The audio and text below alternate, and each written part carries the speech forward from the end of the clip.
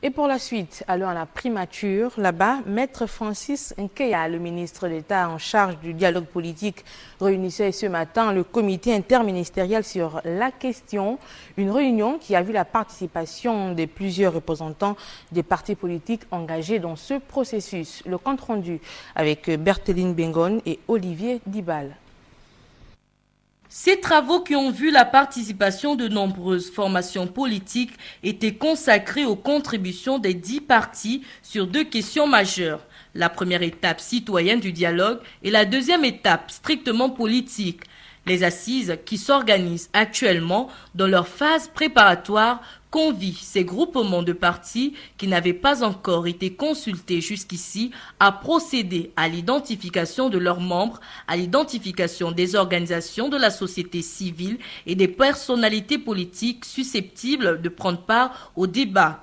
La dizaine de partis politiques invités ce matin avait donc la mission de se prononcer également sur la nature des thématiques à aborder, à savoir les réformes électorales, la révision du code électoral, la redéfinition des missions des organes en charge des élections, le financement des partis politiques et enfin la consolidation de la paix et de la cohésion nationale. Le futur dialogue doit être l'élément de réconciliation nationale.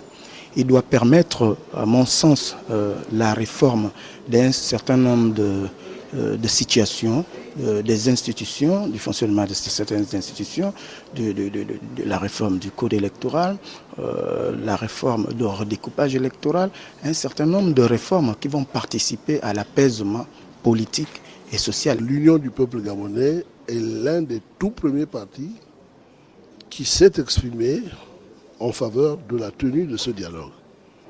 Parce que vu ce qui s'est passé au sortir de l'élection présidentielle, où le pays a été mis sens dessus-dessous, nous ne pouvions pas continuer de fonctionner comme si rien ne s'était passé, comme si rien de catastrophique ne s'était passé dans ce pays.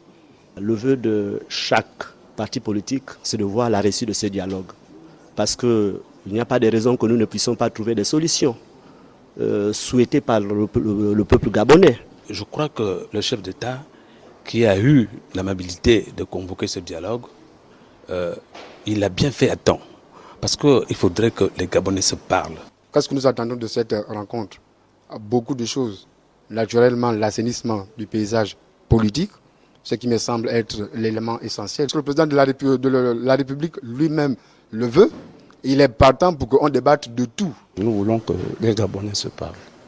Parce que nous trouvons que le pays va mal. Il faut ce dialogue pour amener la sérénité dans le pays.